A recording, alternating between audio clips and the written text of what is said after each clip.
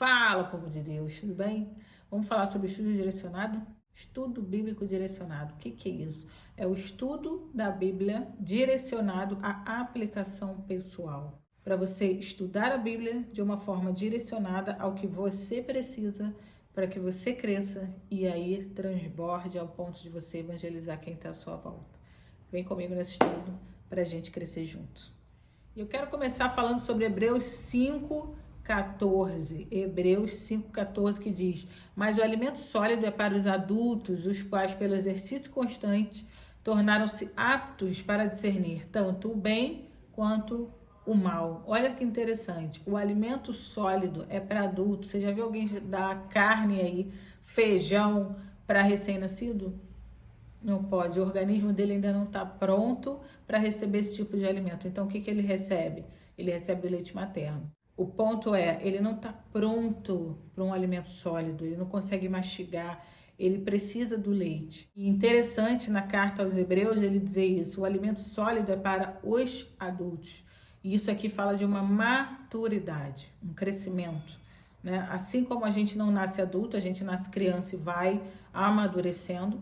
A gente também, quando tem a novidade de vida, o nascer de novo, quando a gente declara Jesus como Senhor da nossa vida e Salvador da nossa alma, a gente tem o nosso espírito, ele é recriado, né? É por isso que a gente fala que é uma novidade de vida, não existe uma restauração, não.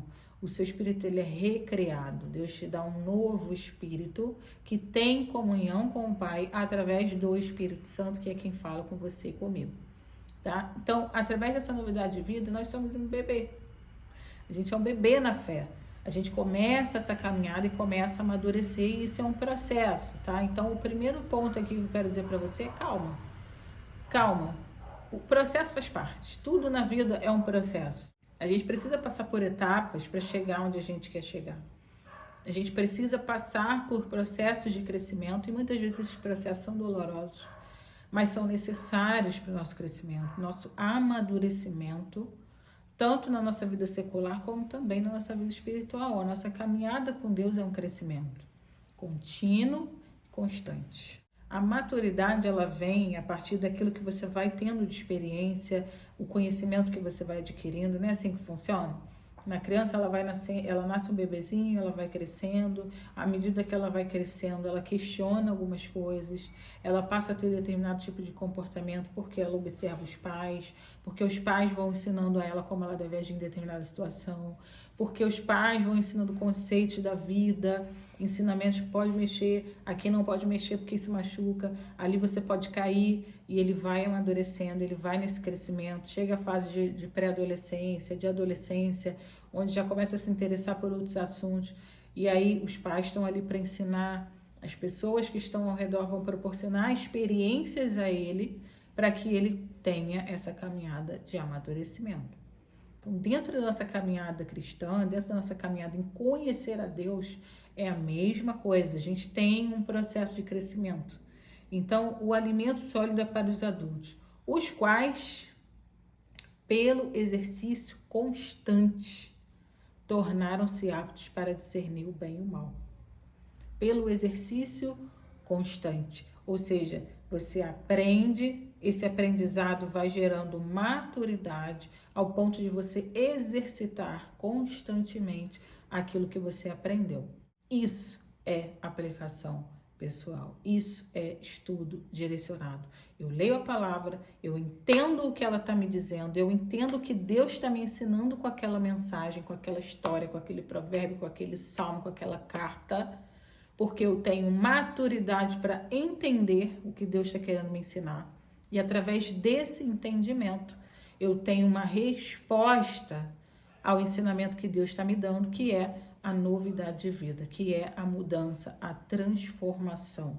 E esse processo é um ciclo, ele vai acontecer para que você possa crescer, para que você possa crescer, para que você possa crescer. E aí, Provérbios 4:18, né? A luz da aurora vai brilhando, até ser dia perfeito. Mas tudo tem que passar por um processo. Dentro desse processo, eu quero te ajudar com algumas chaves, algumas ferramentas simples que vão te ajudar nessa aplicação pessoal. É importante que dentro desse universo da aplicação pessoal, você esteja atento ao que Deus está querendo te ensinar, a perspectiva que naquele momento, aquele texto, Deus está querendo trazer para a tua vida. Cada história bíblica, cada trecho que você lê, você precisa observar alguns pontos, que esses pontos, a resposta para as perguntas que você vai fazer, vão te ajudar a entrar num detalhe maior do texto, para que o Espírito Santo consiga ministrar a você tudo que Deus deseja te ensinar naquele momento. Então, o primeiro passo que você precisa fazer é observar a história e observar as pessoas que estão envolvidas naquela história. Quem são essas pessoas? Qual era a cultura na qual elas estavam inseridas? Cada um tem um jeito de ser, assim como você tem. É por isso que o nome é aplicação pessoal. É pessoal, é você e Deus, é você e o Espírito Santo. Cada texto, Deus quer ensinar algo diferente para mim e para você. Porque eu preciso ser tratado em áreas que talvez você não precise, mas talvez você precise também ser tratado em áreas que eu não preciso. Mas Deus tem algo para ensinar para mim e para você através da mesma escritura que é a Bíblia Sagrada. Então, o primeiro passo é isso. Observe as pessoas, né? Quais os traços de personalidade dessas pessoas, qual a cultura que elas estavam inseridas e de que forma que eu me identifico com essas pessoas. O que há de semelhante entre elas e eu? O que elas fazem ou falam, ou se comportam? Qual a reação que elas tiveram na situação que está sendo contada? Qual seria a minha reação se eu estivesse na mesma situação que elas, né? É gerar esse momento de reflexão e observar as pessoas, os atores, os personagens que fazem parte da história que você está lendo. O segundo ponto é qual o lugar e o ambiente da história, né? Qual a época que essa história aconteceu, qual o ambiente que essa história está inserida. Então, assim, como eu falei, dentro de cada cultura, dentro de cada ambiente, dentro de cada lugar, existe um costume, né? As pessoas têm um costume diferente. A gente vê isso hoje em dia. O costume aqui do Brasil não é o mesmo dos Estados Unidos, que também não é o mesmo da Arábia, que não é o mesmo da China, da Coreia do Norte. Enfim, cada lugar tem a sua cultura, tem o seu ambiente, tem a forma como as pessoas lidam com determinadas situações. E aí, quando você observar o ambiente, você vai observar o seguinte: o que esse ambiente tem de semelhante com os ambientes que hoje eu frequento, com o meu trabalho, com a minha casa, com, sei lá, a casa dos meus pais, da minha família, não sei. O que esse ambiente tem de semelhante com os ambientes que eu frequento? Para você conseguir identificar as mesmas oportunidades de mostrar a glória de Deus dentro desses ambientes, a mesma glória que aconteceu na história que você está lendo, o mesmo ensinamento que aconteceu na história que você está lendo. Depois você precisa observar qual o tema central da mensagem bíblica, Aurinha. Qual é a mensagem que está sendo passada através daquela história? O que Deus queria ensinar aquelas pessoas dentro daquela história? E como que aquela história se parece com as histórias que eu vivo hoje, as histórias que eu estou experimentando na minha vida, né? Abraão levou Isaac para ser sacrificado, tal e tal. Aquilo fala de uma confiança, de uma fé, de um se abandonar em confiar em Deus, porque ele sabia que Deus seria fiel na vida dele, assim como foi fiel para dar Isaac para ele. Então, assim, hoje, dentro da história que eu vivo, dentro daquilo que eu estou experimentando em Deus, como que aquela história se aplica à minha história? O que tem de semelhante daquela história com a minha história? O que eu extraio de mensagem e de aprendizado daquela história com a minha história? E por último, quais são os princípios que foram ensinados ali, os conceitos que são atemporais, ou seja, princípios de Deus que se aplicam àquela época e continuam se aplicando até hoje. Princípios que talvez eu não conhecia antes de ler aquela história, antes de ler aquele trecho bíblico, mas que naquele momento o Espírito Santo ministrou sobre a tua vida para que você consiga trazer essa novidade de vida, trazer essa transformação para você. Então, assim, quais são os princípios atemporais aprendidos? Qual a moral daquela história? O que Deus ensinou para eles? O que Deus esperava que eles fizessem naquele momento? O que Deus esperava que eles aprendessem naquele momento? E como eu aplico isso nos dias de hoje? Basicamente, essa é a análise que você precisa fazer.